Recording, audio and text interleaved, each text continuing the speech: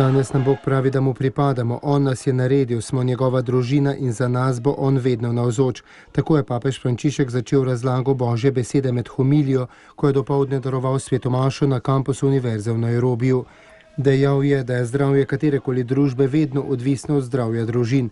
Vera v Božjo besedo nas kliče, da bi družine podprli v njihovem poslanstvu znotraj družbe, da bi otroke sprejeli kot blagoslov za naš svet, da bi branili dostojanstvo vsakega moškega in vsake ženske, kajti vsi smo bratje in sestre ene človeške družine.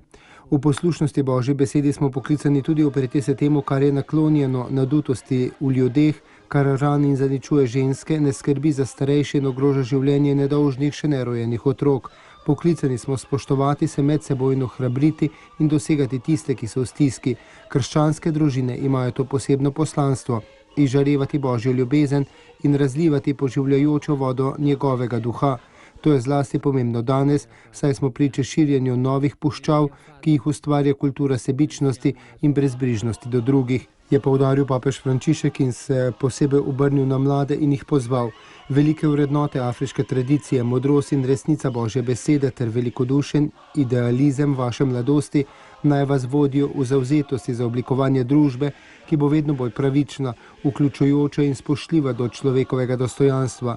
Zmeraj naj vam bodo pri srcu potrebe ubogih, zavrzite vse, kar vodi v predsodke in diskriminacijo, kajti te stvari, kot vemo, niso od Boga, je dejal papež Frančišek.